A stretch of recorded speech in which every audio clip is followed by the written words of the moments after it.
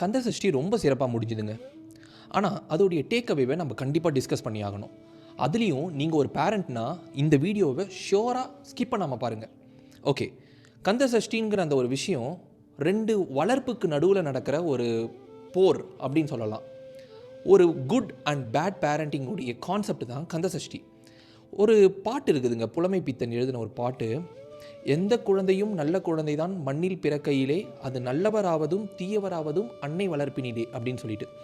இங்கே இந்த பாட்டை கேட்கும்போது எனக்கு கந்த சஷ்டியோடு அதை பொருத்தி பார்க்க முடியுது. 2 அன்னை வளர்ப்பை இங்கே நம்ம டிஸ்கஸ் பண்ண போகிறோம். அம்மை, அதாவது உமாதேவியார், அதுக்கப்புறம் மாயை. இவங்க 2 பேரும் வளர்க்குற ஒரு 2 குழந்தைகள் தான் முருகன், சூரன். முருகனுடைய குவாலிட்டி என்னென்னா, அன்பை விதைக்கணும், ஞானம், இந்த மாதிரி ஒரு 4 பேருக்கு நல்லது பண்ணணும், நல்ல விஷயங்களை ஸ்ப்ரெட் பண்ணணும் அப்படிங்கிறது முருகருடைய குவாலிட்டிஸ். சிவபெருமான் அப்புறம் உமாதேவியார் கிட்டேருந்து அவருக்கு இன்ஹெரிட் ஆகுது. ஆனால் சூரனுடைய குவாலிட்டிங்கிறது பார்த்திங்கன்னா குவாலிட்டியே கிடையாது, அது ஃபுல்லாக பேட் குவாலிட்டிஸ்.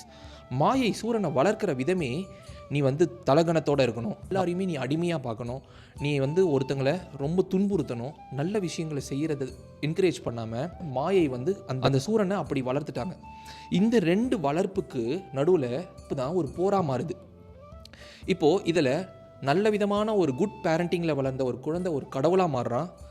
ஆனால் ஒரு பேட் பேரண்டிங்கில் வளர்ந்த ஒரு குழந்தை சூரனாக மாறுறான். இது 2த்தில் அழியிறது பார்த்திங்கன்னா சூரன் அழியிறான், முருகன் வெல்றான். இதுடைய ஒரு சாராம்சமே நம்ம குழந்தையை நம்ம எப்படி வளர்க்குறோம் அப்படிங்கிற அந்த ஒரு விஷயந்தான். எல்லாத்தையும் கொடுத்து ஒரு நல்ல கேரக்டராக அந்த குழந்தைய நம்ம ப்ராட்டப் பண்ணும்போது முருகன் மாதிரி இல்லைங்க, முருகனே நமக்கு குழந்தையாக வளருவான். இந்த மாதிரி ஒரு நல்ல நல்ல கான்டென்ட்டை நம்ம டிஸ்கஸ் பண்ணலாம். நிறைய விஷயங்களை உங்ககிட்ட நான் கொடுக்கணும் அப்படிங்கிறது என்னுடைய ரெஸ்பான்சிபிலிட்டி. அதுக்கு என்னை ஃபாலோ பண்ணுங்கள்.